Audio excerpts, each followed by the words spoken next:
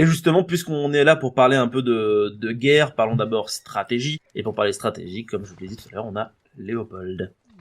Et oui. Et oui. Effectivement, petite chronique sur la guerre de sécession, sur sa stratégie, ses tactiques. Je l'ai nommé un peu provocateur. Guerre de sécession, une guerre napoléonienne rejouée par des amateurs. Et ouais, on n'est pas là pour déconner. Voilà, on aurait aussi pu dire une guerre dont les Européens n'ont rien appris, notamment les Français. Effectivement, la référence à Napoléon n'est pas gratuite, elle n'est pas juste là pour faire beau, parce que Napoléon, s'il s'était retrouvé à Gettysburg, il n'aurait pas du tout été perdu ou même surpris. En dépit d'indéniables progrès techniques, les nordistes et les sudistes se fondent sur des manuels dont les origines remontent au XVIIIe siècle. En conséquence, l'art de la guerre évolue peu, voire par certains côtés régresse. Les Américains voudraient bien voir dans la guerre de sécession les prémices de la guerre moderne, de la Première Guerre mondiale, la terre brûlée, les massacres de civils, les vagues de fantassins fauchés par milliers, les trains blindés, les canons lourds, mines, mitrailleuses, tranchées, etc., etc. Pourtant, si ces ressemblances existent bel et bien, si l'on gratte un peu ce vernis, si on cherche un peu plus en profondeur, ces ressemblances ne sont en réalité que superficielles, car une réalité bien différente apparaît, tant au niveau tactique qu'opérationnel. C'est un conflit brutal, archaïque, où les armées essayent tant bien que mal, et plutôt mal que bien, d'égaler celle du Premier Empire. Rappelons tout d'abord, très rapidement, pour avoir un point de comparaison quand même, les clés de la tactique napoléonienne. Alors ça sera très résumé, très gros, parce qu'il y a beaucoup de finesse à voir, mais bon, voilà, ça fera déjà un point d'ancrage.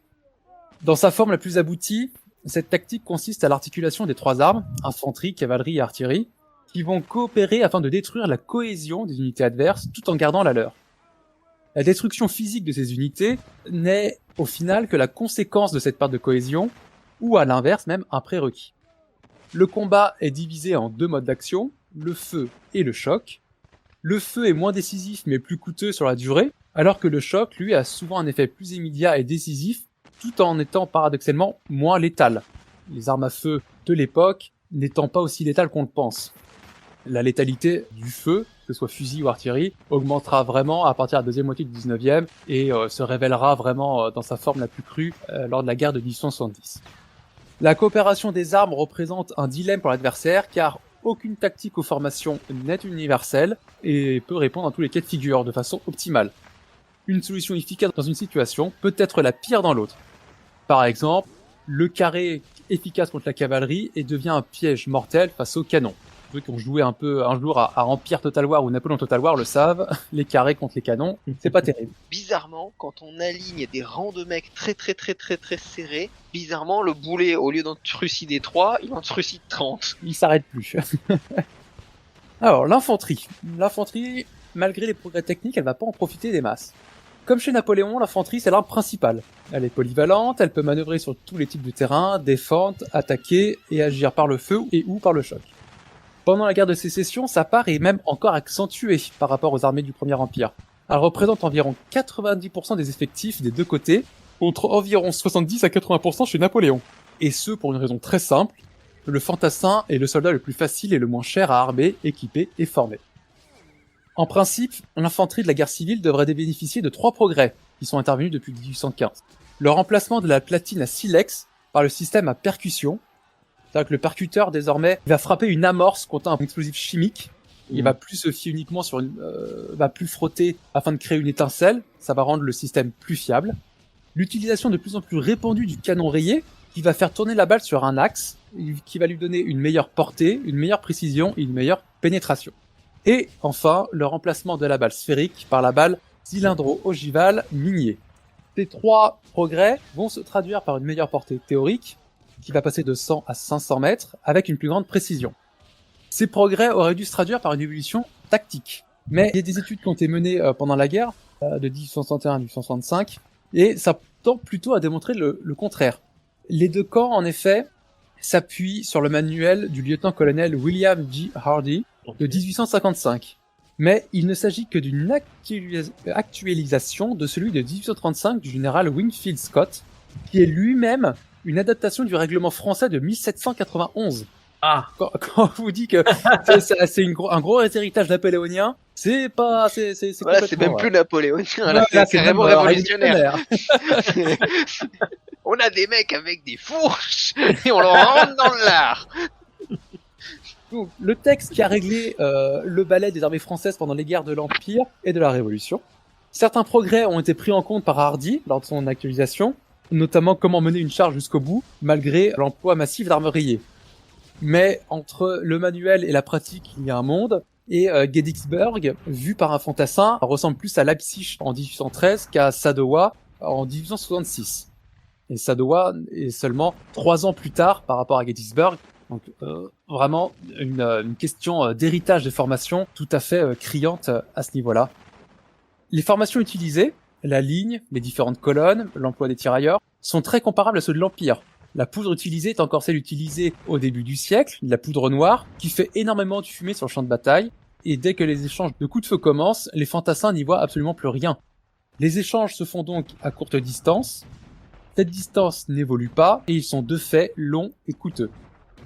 La cadence de tir reste la même, que le chargement n'est pas encore passé par la culasse, c'est le fusil le plus répandu, c'est le fusil Springfield de 1861, c'est un chargement par culasse.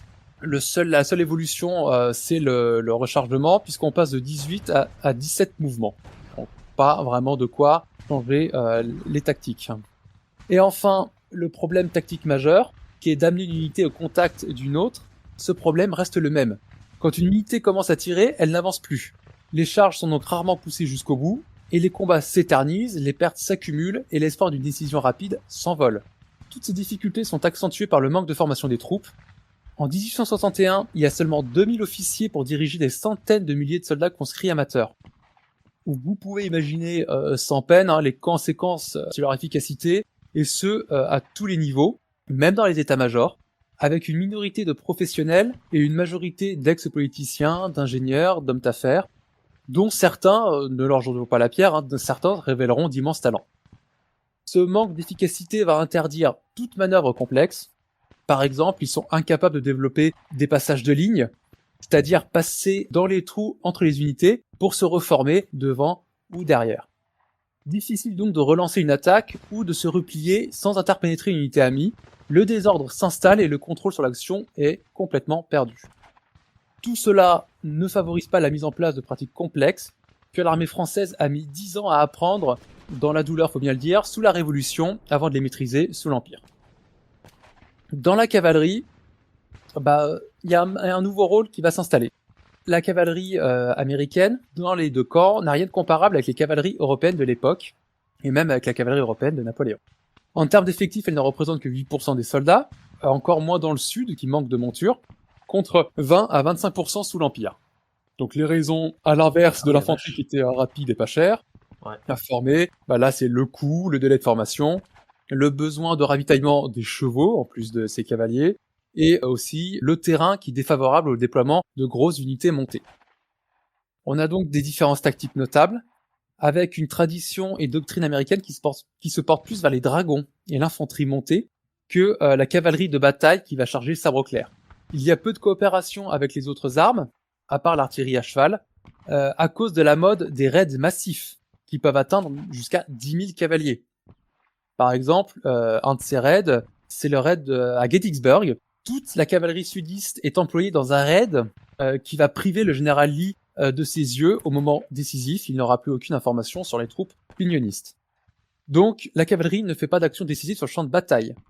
La cavalerie du Potomac, pendant les 3 dernières années de la guerre, ne charge sabre clair que 5 fois, avec des effectifs inférieurs à 500 hommes. Donc les charges du capitaine Stark, je crois, dans les tuniques bleues, c'était rare. Oui. pas aussi fréquent. Tu m'étonnes qu'il soit sur chaque occasion. C'est clair. À partir de 1863, donc vers le milieu de la guerre, de nouvelles tactiques apparaissent sur le théâtre oriental de la guerre, grâce à la multiplication des armes à tir rapide. La carabine Spencer, qui tire 14 à 20 coups par minute, et le célèbre Colt à 6 coups. La progression qualitative des effectifs et la conduite agressive des chefs, comme le général Sheridan, qui tire parti de leur mobilité pour prendre des positions avant les adversaires. Qui va profiter aussi de ces nouvelles capacités de feu et même de l'emploi de réserve pour des charges à sabre clair, le terrain s'y prêtant un peu plus. L'innovation se fait donc en fin de guerre, mais sans jamais approcher même de loin, des missions de cavalerie légère, comme la reconnaissance, le harcèlement, ou de ligne, le choc, la rupture de la grande armée. Alors, qu'est-ce qui reste comme arme dont je n'ai pas parlé? Eh ben, l'artillerie. L'artillerie, disons tout de suite, elle est mal employée.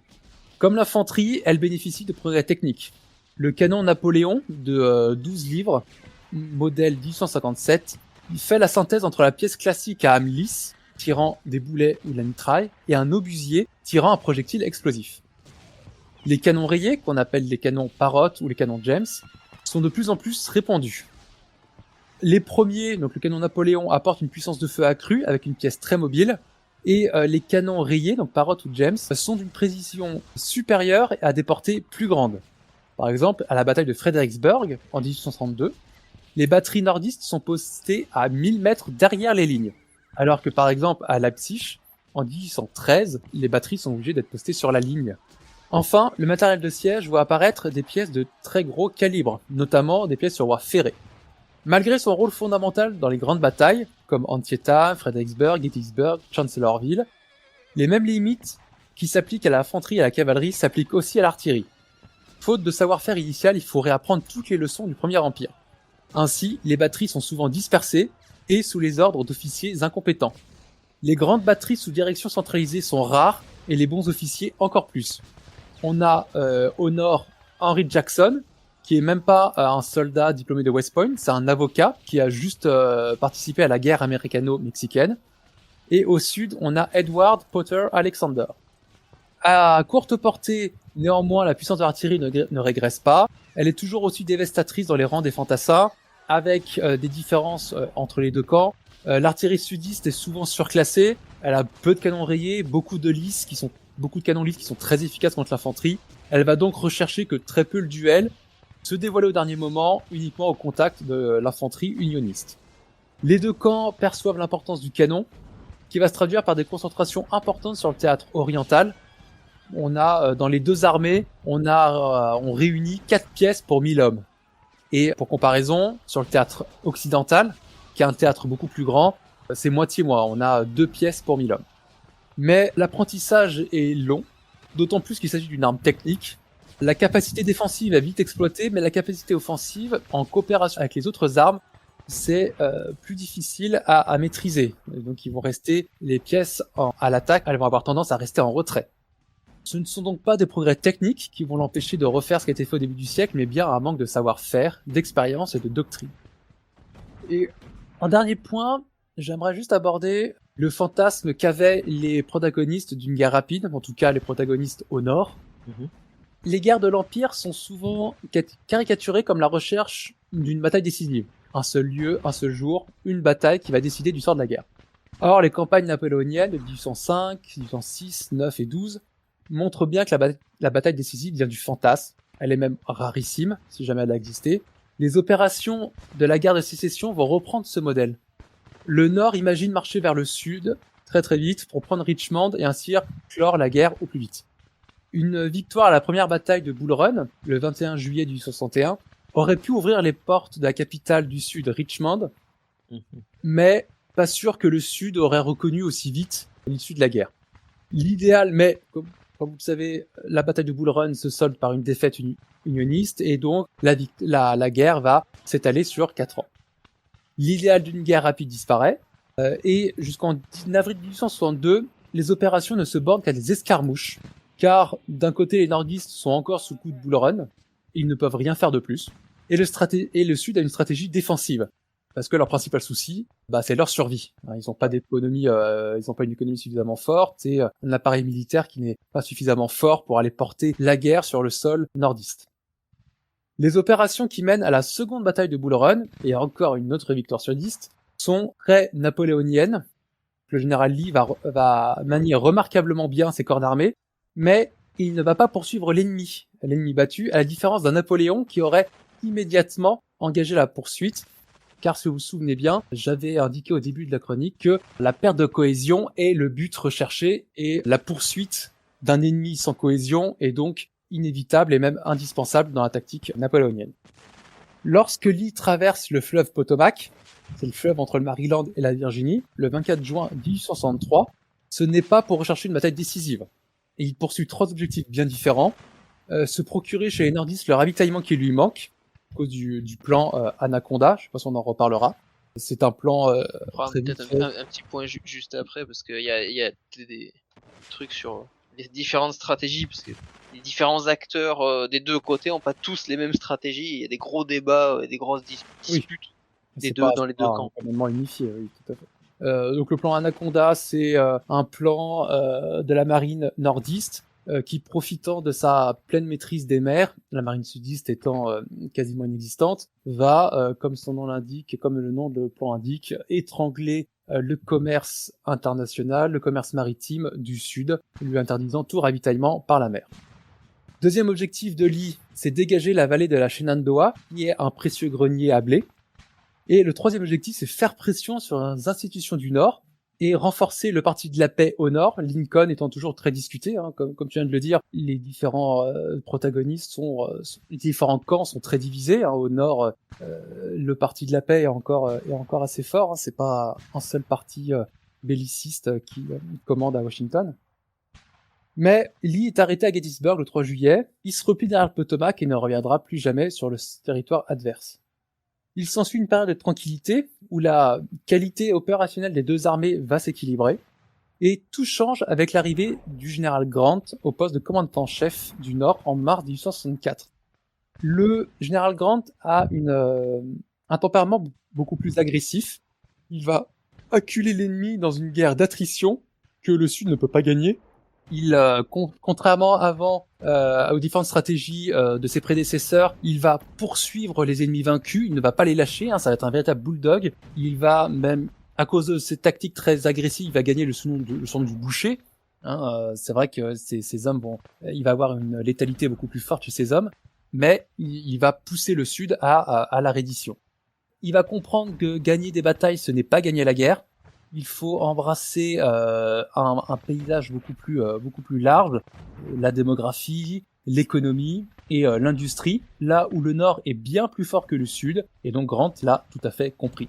Il force Lee à capituler le 9 avril 1865 à Appomattox.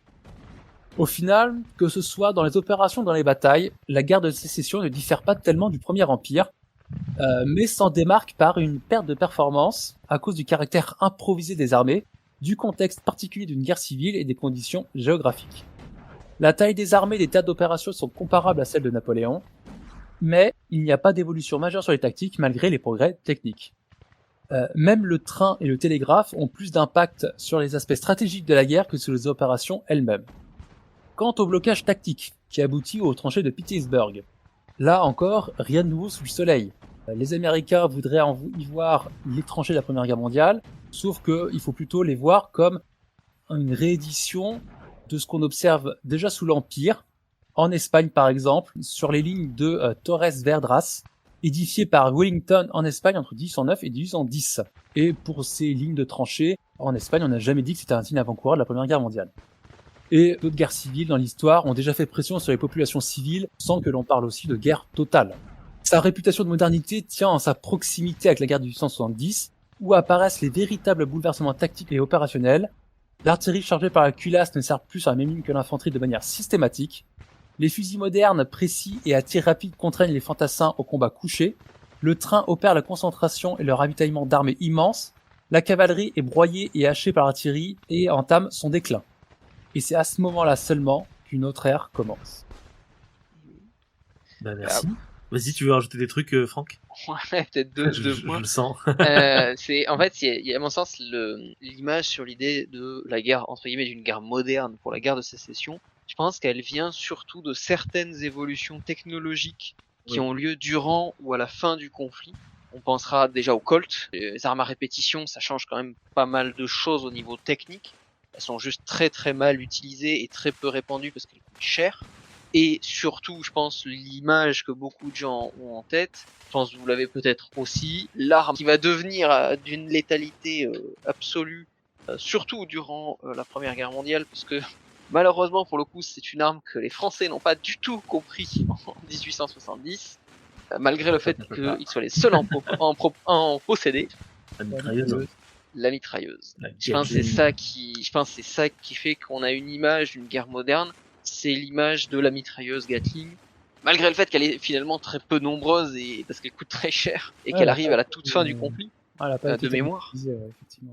Ouais. Mais ça marque les esprits, quoi. Ça marque les esprits et surtout, c'est pour le coup, c'est des armes, je pense, qui ont été très mal anticipées. Et ça se voit pour le coup chez les Français durant la guerre de 1870-71, puisque je me rappelle plus le modèle de la mitrailleuse, mais de mémoire, il était aussi, voire plus efficace que la mitrailleuse Gatling. Malheureusement, les Français vont le placer au niveau de l'artillerie et pas au niveau de l'infanterie. Et du coup, bah, ça aura un effet quasi nul. Sauf Oui, durant les quelques attaques frontales contre l'artillerie française où là, bah, du coup, les mitrailleuses défendent avec très grande efficacité les positions d'artillerie. Mais c'est ça, je pense, cette vision moderne, c'est le train blindé, c'est l'usage du télégraphe, c'est les armes à répétition. C'est plus ça, je pense, qui donne l'image d'une guerre moderne. Ça, plus le fait que on a l'image en tout cas qui est propagée d'une guerre qui est gigantesque. Et ça, je pense que c'est plus lié au rapport qu'ont les Américains avec le conflit, puisque c'est à ce jour le conflit le plus meurtrier aux États-Unis, même d'ailleurs auquel les États-Unis ont participé, quelle que soit l'époque, avec de mémoire un demi-million de victimes, ce qui est très loin devant tous les autres conflits, y compris la Seconde Guerre mondiale. D'où je pense cette idée que ce serait un espèce de proto-conflit moderne. Après, l'autre truc, c'était sur les stratégies, parce que notamment, plan Anaconda, pour le Nord, en fait, il existe dès le début de la guerre. Le problème, c'est que chez les sudistes comme chez les nordistes, il y a un minima, pour faire très simple, il y a deux blocs qui s'opposent au niveau des commandements stratégiques. Au nord, il y a le parti de McClellan, qui est le commandant en chef de l'armée nordiste et qui est, on peut le dire, je pense, un incompétent complet. Qui, alors, évidemment, on dit ça, nous-mêmes, on n'est pas sur le champ de bataille, toujours on avec gère le pas les recul de choses. la guerre, bien évidemment, hein, le recul du Mais futur. c'est quelqu'un qui est très attentiste, qui veut être que tout soit absolument parfait, que tout soit absolument préparé en avance avant de lever le petit doigt, ce qui évidemment dans un conflit est quasiment inatteignable. Hein. Autant la planification c'est important, autant se cacher derrière la planification pour ne pas bouger, ça me paraît pas particulièrement pertinent. Et lui, pour le coup, il fait partie de ceux qui sont favorables à des attaques directes sur Richmond en se disant effectivement, en gros, on va faire capituler les sudistes d'un coup d'un seul. Là où l'amiral Scott, qui a monté le plan Anaconda, a mis en place une idée stratégique d'encerclement et d'étouffement des confédérés. Et c'est lui le premier qui a émis l'hypothèse, dès le début du conflit, de faire une guerre plus longue en descendant par le Mississippi pour couper les États confédérés en deux. Et c'est ce que fera Grant et Sherman à la fin de la guerre, et c'est ça qui va plier le conflit finalement très rapidement, parce qu'en fait, quand on regarde la vitesse, le temps que ça a pris de faire des batailles comme Pittsburgh, Gettysburg, sur le front Est et qui ont finalement pas créé un mouvement gigantesque, alors que le front du Mississippi, pour le coup, il a été décisif et il s'est effondré très rapidement sur la fin de la guerre, sur l'année 1863-1864, ça a complètement changé le déroulé. Et pareil au sud, il y a deux groupes d'opérations stratégiques, deux pensées. Celle du gouvernement sudiste de Jefferson qui voit une guerre défensive parce que les États ne veulent pas engager leurs propres milices chez leurs voisins. C'est entre guillemets chacun pour soi. Bizarre hein, de la part de sécessionnistes, vous me direz. Et qui veut du coup pas forcément lancer des grosses offensives et qui veut plutôt prendre le temps et forcer sur le temps long à négocier. Oui, puis ils avaient aussi, si je puis me permettre, cet espoir un peu futile que potentiellement les Européens interviendraient à un moment donné en leur faveur, ce qui malheureusement n'est jamais arrivé, quoi. Ouais, malheureusement pour eux, quoi. Non, mais malheureusement pour eux, je me mets à leur place, bien évidemment, on est d'accord là-dessus. Je me mets à leur place, ça n'est jamais arrivé, c'est un espoir vain. Jamais les pas Anglais vu que et les... ce genre de drapeau chez toi, Et à l'inverse, il y a un autre groupe stratégique qui est plutôt mené par le général Lee, pour le coup, qui est plutôt favorable à une grande opération dans l'Est pour marcher sur Washington, si possible faire changer de camp les quelques États esclavagistes qui sont restés dans l'Union, parce que ça aussi, c'est chose que les gens ne savent pas forcément, des États esclavagistes qui ont choisi de rester dans les États-Unis, qui n'ont pas fait sécession. Alors l'idée, c'est pour lui, c'est de marcher sur ces États-là pour les forcer à changer de camp et faire pression sur Washington, potentiellement en s'emparant de la capitale, pour les forcer à faire la paix. Et ce qui est paradoxal, c'est que le plan choisi en début du conflit par les deux camps est le mauvais dans les deux cas. Et il s'avérera que celui qui aurait donné le plus de résultats le plus rapidement, c'est celui qui choisisse à la fin de la guerre, c'est-à-dire l'autre. En l'occurrence, pour le Nord, c'est la guerre de long cours. Profiter du fait qu'ils ont une industrie plus de 12 fois supérieure à celle du Sud, avec une population là aussi largement bien plus nombreuse, de mémoire avec 3 fois plus de soldats. Bref, de profiter de leur masse pour prendre le temps de faire la guerre longue, là où le Sud aurait peut-être dû, pour l'emporter, faire une guerre rapide pour tenter de bousculer le Nord et pas lui laisser le temps de développer justement les compétences de certains de ses officiers. Merci beaucoup pour tes différentes précisions, Franck. Et merci beaucoup pour ta chronique, Léopold. C'était très intéressant de remettre un petit peu les pendules à l'heure, si je puis dire. Si ce petit instant passé en notre compagnie vous a plu et que vous avez envie d'en passer d'autres avec nous, eh bien n'hésitez pas à vous abonner, mettre un petit pouce bleu, partager la vidéo ou encore nous suivre sur les réseaux sociaux. Sachez que vous pouvez aussi écouter cet épisode dans son entièreté et pour cela vous n'avez qu'à vous rendre dans la description de la vidéo. Je vous dis à très bientôt pour à nouveau écouter un petit peu de tout et surtout un petit peu de rien.